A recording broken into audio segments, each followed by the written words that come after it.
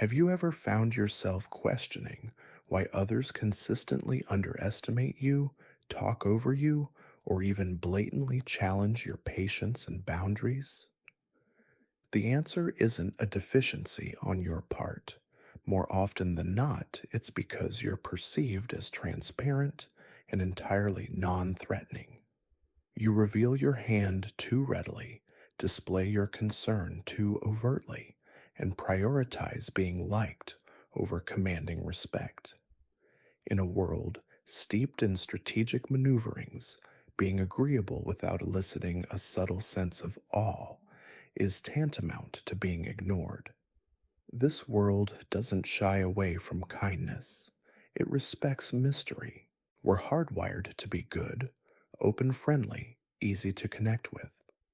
But the inconvenient truth is good. People are often exploited, not genuinely revered. Anything laid bare is easily predicted, and what's predictable is readily controlled. Machiavelli recognized this profound truth. His writings weren't meant to soothe, but to issue a stark warning. A prince who is not feared will always be vulnerable. This isn't an endorsement of brutality. It's a call to become unreadable. Consider a room buzzing with boisterous chatter. Who commands the most attention? Not the loudest voice, but the one shrouded in silence. They're observed not for a punchline, but for something elusive, something anticipated that defies definition. That's the objective to be watched not for fleeting attention, but for the quiet foresight it compels in others. When you're not perceived as a potential threat, you simply become a utility. Reflect on your own experiences. How often were you overlooked until you disengaged? How many times did individuals only return after you went quiet? How many finally respected your boundaries only after you enforced them with deliberate distance? This dynamic plays out because you were engaged in the good person's game while they were locked into a power game. They knew you'd offer explanations, extend forgiveness, remain present, apologize first, and never escalate a conflict. Once someone grasps your reluctance to escalate, they'll inevitably escalate first and seize the advantage. Machiavelli observed this in the political arena, and you'll find it mirrored in your personal relationships, your career trajectory, even within the confines of your own home. Dangerous individuals rarely face scrutiny. It's the emotionally accessible ones who are tested because others understand that your empathy will restrain you before your pride ever does. But once you embody a quiet threat, they visibly recoil before speaking, second guess their tone, prepare with meticulous care, and hesitate to display disrespect. Why?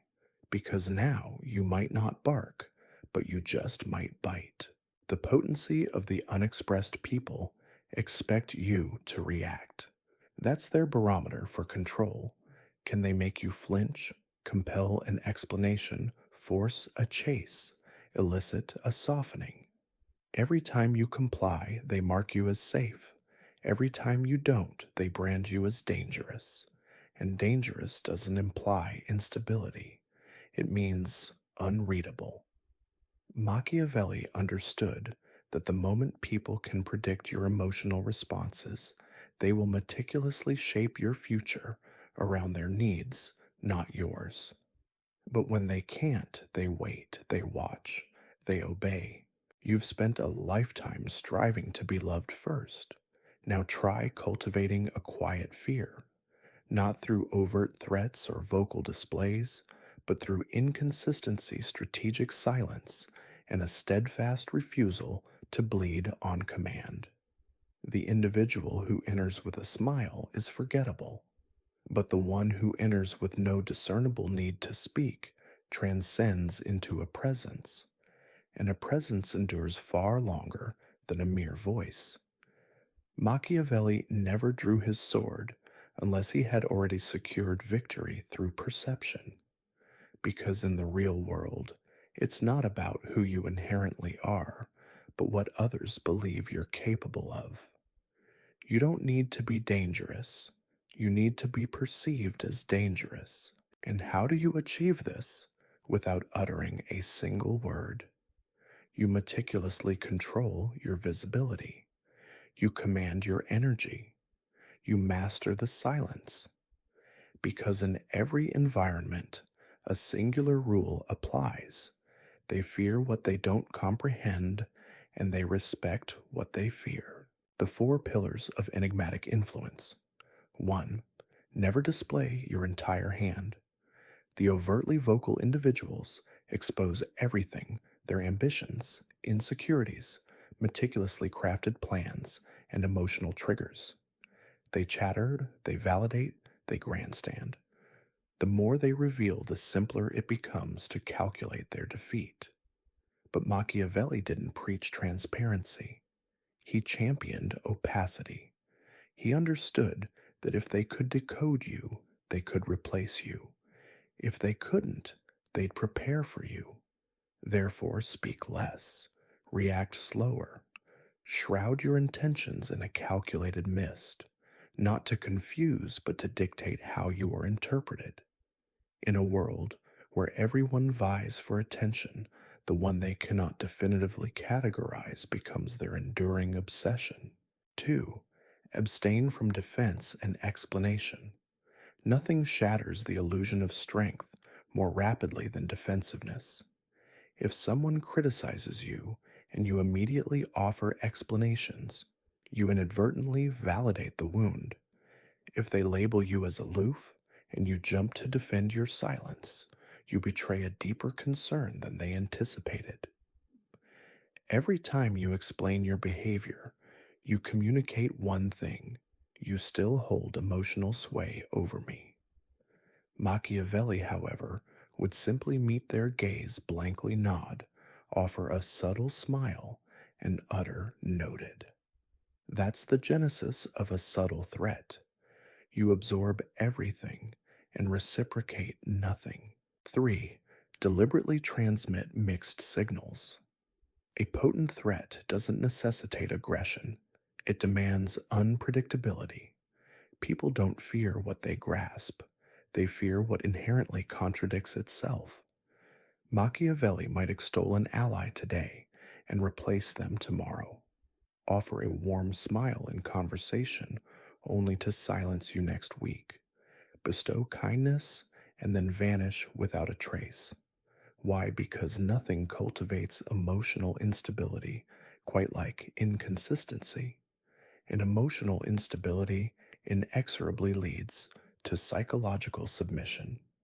You don't need to be cruel, you merely need to be perplexing enough that people maintain a respectful distance, unwilling to test the version of you they've yet to encounter. Modern parlance labels this mystery. Machiavelli deemed it a necessary illusion. 4. Maintain composure amidst the chaos of others. The ultimate form of intimidation is unwavering self-control in the face of pandemonium.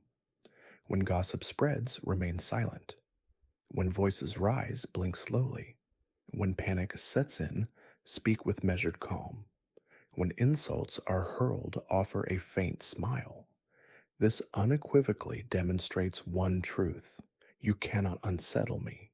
And if you cannot unsettle me, you cannot compel me.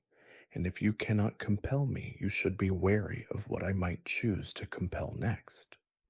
That profound stillness, that steadfast refusal to escalate, transforms you from a mere participant into a commanding presence around which others are compelled to orbit.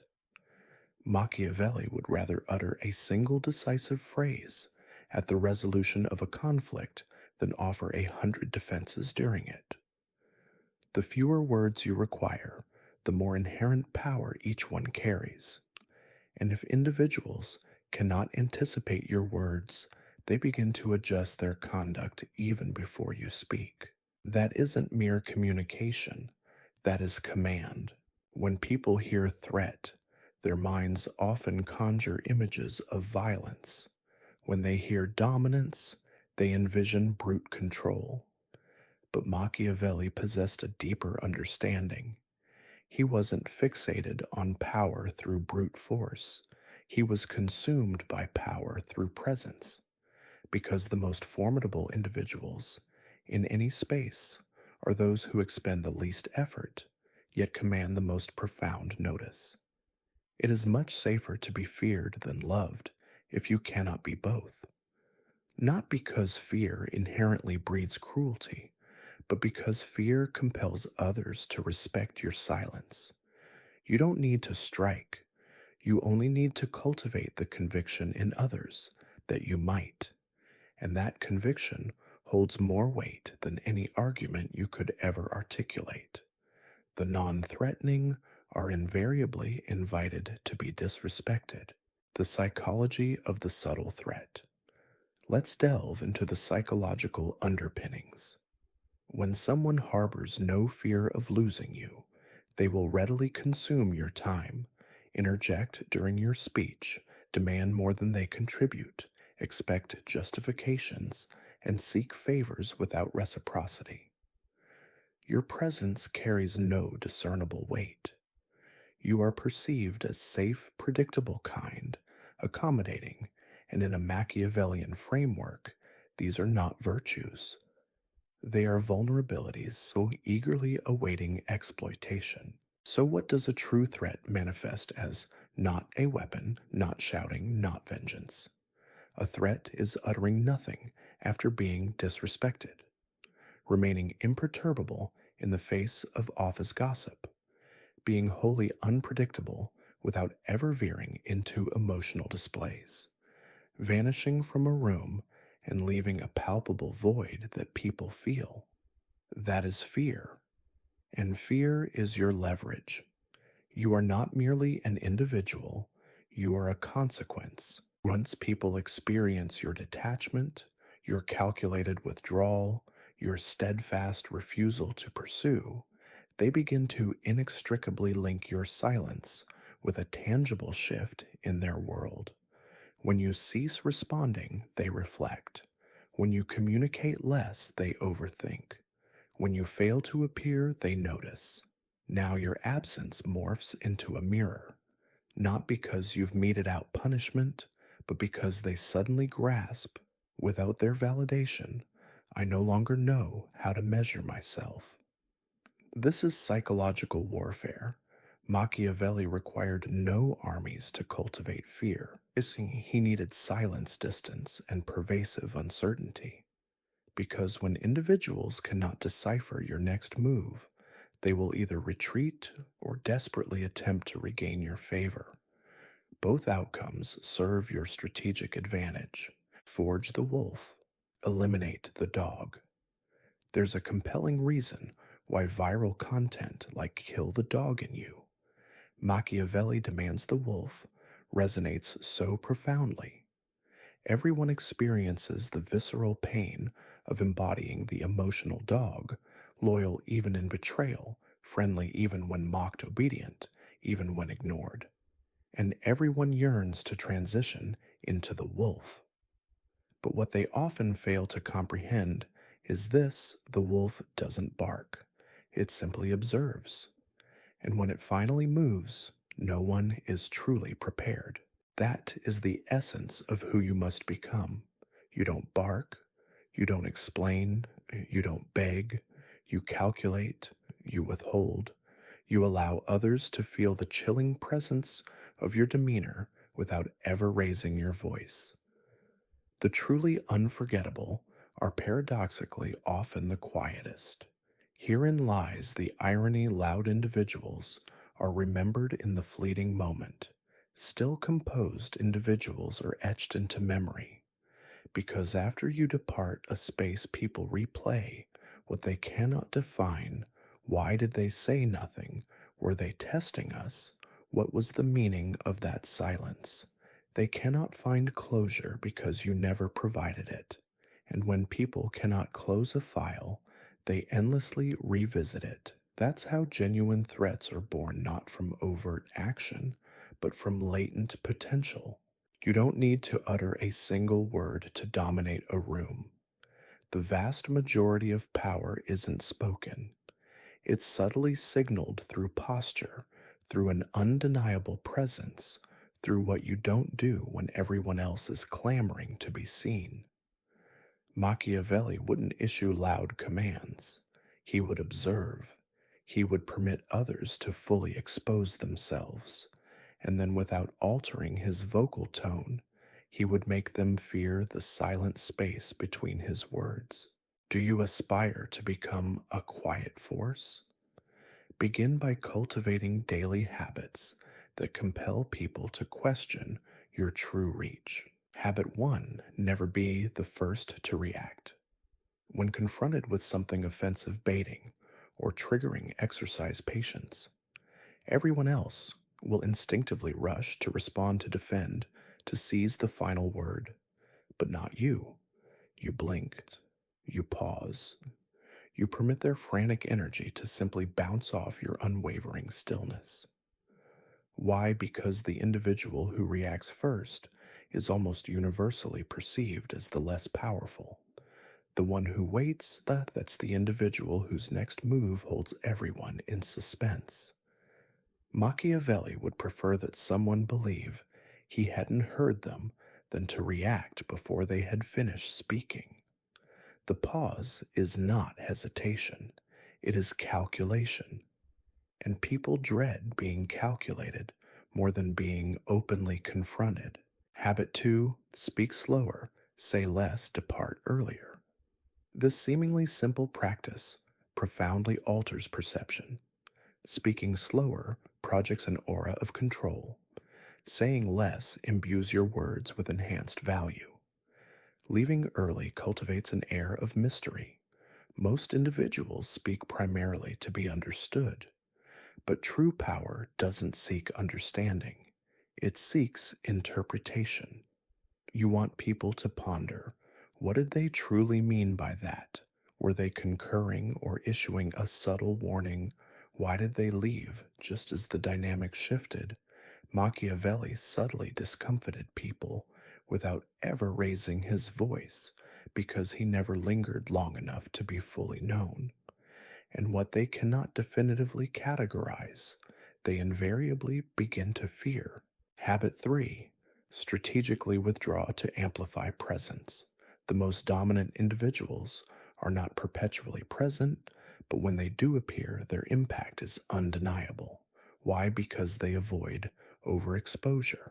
You need to gracefully exit social gatherings, conversations, arguments, and even meetings before your presence becomes an expected norm.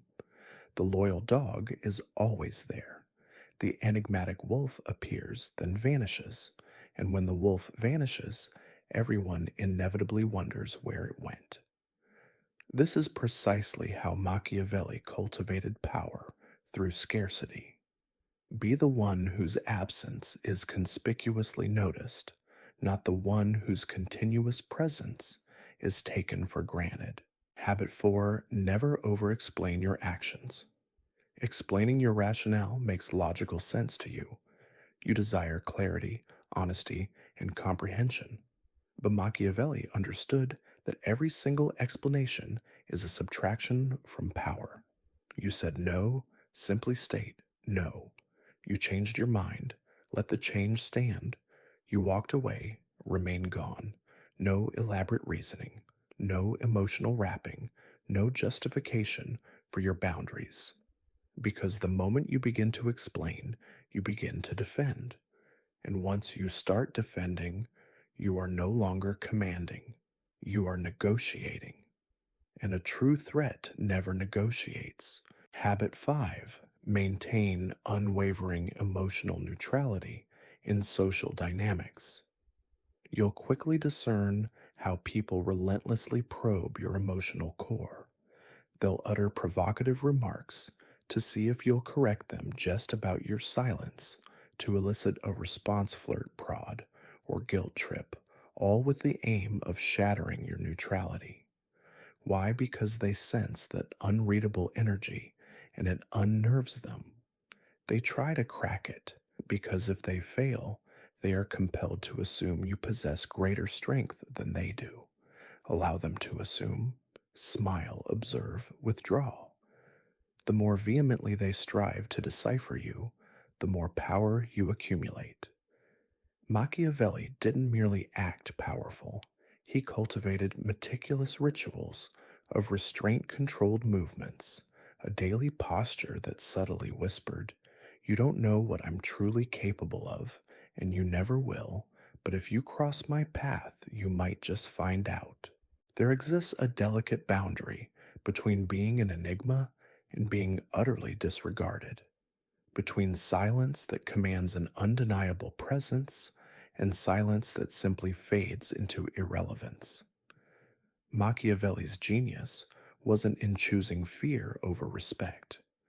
It was in understanding precisely how to calibrate both so that even when you uttered nothing, your name still resonated with authority in the room. Fear devoid of respect breeds insidious resistance. If individuals merely fear you, they will feign obedience but plot covertly behind your back. They will comply publicly but sabotage privately, submit superficially, but harbor deep seated resentment beneath the surface. This constitutes short term power. It keeps people in line for a fleeting moment, but fuels their fervent desire for your downfall. Machiavelli grasped this reality. That's why he didn't merely dictate silence, he meticulously earned respect through unpredictability. Fear must be subtly layered with controlled admiration, not affection, not general likability, but a profound reverence. The kind that implicitly states, they possess the capacity to dismantle me, yet they have chosen not to. Yet respect untempered by fear breeds entitlement. If individuals solely respect you, they will lavish praise, openly commend your leadership, and trust your competence. But eventually, they will begin to demand more than they contribute. They will talk over you. They will expect kindness as an immutable guarantee. You become liked, not intently watched. And when people cease observing you with meticulous attention, they inevitably begin to underestimate your true reach. The solution is tension. The most powerful individuals emanate a subtle tension, not overt drama, but palpable tension, that nuanced sensation that you are inherently benevolent, but not to be tested. You are calm, but not to be trifled with. You are silent, but not oblivious. This pervasive tension keeps people subtly on edge around you in precisely the right way because they remain uncertain about the true extent of what you reveal. And the instant people begin to calculate your depth, they cease attempting to control you, cultivating that Machiavellian tension. 1. Be consistent in control, inconsistent in emotion. You remain consistently composed but not perpetually warm, at times observant at others, impenetrable, occasionally subtly amused. Never angry, never passive, simply collected yet not entirely accessible. This very unpredictability keeps them perpetually off balance. 2. Deliver one moment of precision, then vanish. You don't speak frequently, but when you do, your words are surgical. You conclude an argument with a single decisive line. You diffuse tension with one perfectly timed sentence. You correct a mistake once and let that be the final word. Then you're gone. You physically withdraw from the room. You leave messages open-ended. You never reiterate your point. And that singular, precise moment lingers in their minds far longer than 1,000 eloquent speeches. That is enduring tension. 3. Make people feel the weight of losing you without threatening to leave. Machiavelli would never stoop to begging for attention. He would never resort to threatening departure. Instead, he would meticulously train people to experience the profound drop when he chose to withdraw. You cease replying. You stop nodding.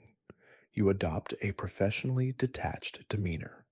You exit the room early without a single word. No explanations, no forced closure, just calculated distance. And they will feel it because your presence held an intrinsic value they hadn't fully acknowledged. Now they do, and the next time they will approach with greater circumspection. 4. Allow praise to exist without requiring your confirmation. When individuals offer compliments, you do not melt, you do not deflect, you do not immediately mirror it back. You simply nod, maintain steady eye contact, perhaps offer a brief, knowing smirk. You do not need to validate their compliment with any form of submission. Why? Because accepting praise without emotional dependence communicates something unsettling. You already possess an inherent understanding of your own worth, and their words were merely a courtesy, not an absolute necessity. This is precisely how you navigate the delicate balance. You allow people to respect your stillness, but simultaneously instill a subtle fear of the mystery that lies beneath. That tension, that's how Machiavelli would have reigned supreme in the modern era.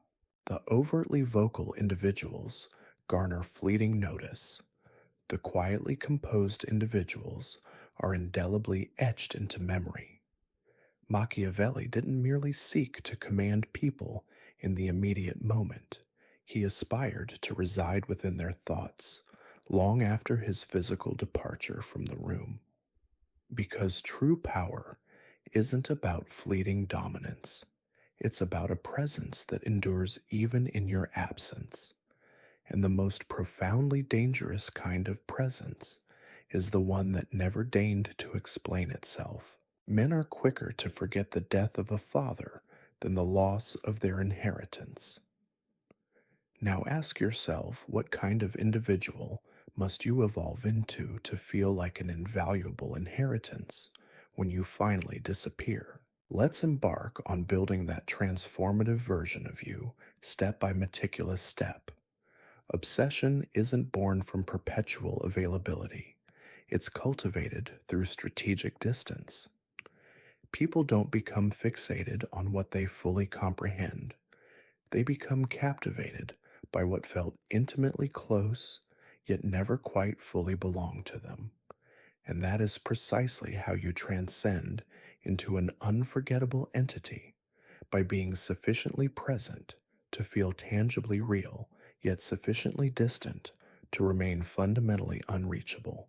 You grant them a fleeting moment of intense eye contact, a word that cuts deeper than expected, a profound calmness that subtly unsettles the emotionally unstable, and then you vanish.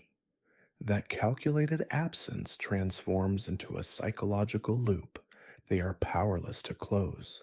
The art of unforgettable presence. Strategy 1. Defy their expectations. Most individuals completely unveil themselves within minutes. They are excessively kind, overly expressive, universally available. You, however, smile, less articulate your thoughts slowly, and offer nothing beyond what is strictly necessary. You deliberately forge a contrast so striking that it compels people to decelerate their interactions with you. They instinctively recalibrate their tone, their demeanor, even their breathing. Not because you demanded it, but because your energy alone shifted the prevailing dynamic. You've now made an indelible mark. Strategy 2. Permit projection, then withhold clarification. People will invariably attempt to categorize you. He's intense. She's so mysterious. They're incredibly hard to read. Allow them this latitude, because once they commence projecting their interpretations, they begin to obsess. They will endlessly replay your silences, meticulously dissect your expressions, fabricate narratives to rationalize the facets of your being they cannot access. Do not correct them. Their vivid imagination is now your personal public relations team. And the more profoundly confused they remain, the more frequently they will return to your enigmatic presence. Strategy 3. Conclude interactions mid sentence, metaphorically or literally. Emotional closure is the universal craving. Individuals yearn for comprehensive explanations, clean, definitive exits, a perfectly executed bow at the curtain's end. You, however, conclude conversations just slightly before they feel fully resolved. You vanish just before they are entirely ready for your departure. You offer silence just a beat after they anticipated a response. Why? Because that deliberate incompleteness transforms into a powerful psychological hook. They will endlessly revisit the moment, striving to mentally complete what you deliberately left unfinished. That is precisely how presence transmutes into profound obsession. Strategy 4. Safeguard your inner world. Like an inviolable kingdom, they inquire about your driving motivations. You simply state, I'm focused. They ask if you are well. You respond, always adjusting. They probe about your desires. You reply, that depends on the day. You offer subtle hints, never explicit headlines, because the instant someone fully grasps your why, they immediately begin plotting your how. But when your inner world feels like an unassailable fortress, they cease attempting to breach its walls and instead begin to watch, to wonder, and to dwell on your enigmatic presence long after you have ceased to think of them. Machiavelli's true genius wasn't in being remembered merely as a great man. It was in being remembered as an individual who possessed the capacity to accomplish anything and meticulously chose when, how, and if to do so. That potent if is the ultimate hook. That's what they can never truly forget. You have now arrived at the final transformative phase, where silence transcends mere tactic and becomes your inherent default setting, where you no longer conceal your true feelings, but rather meticulously decide precisely when, where, and if it is truly worth displaying them. Machiavelli's ultimate form wasn't loud, it wasn't brutal, it was disciplined, because true power isn't when they obey you solely out of fear. It's when they begin to move and act differently, simply on the subtle possibility that you might be observing. The unreadable individual cannot be cornered. Once they delude themselves into believing they fully comprehend you, they begin to manage you. But once they fully grasp that they will never truly plumb the depths of your being, they abandon all attempts at control. And instead, they instinctively grant you ample space because you are now profoundly unpredictable. And what is unpredictable becomes untouchable.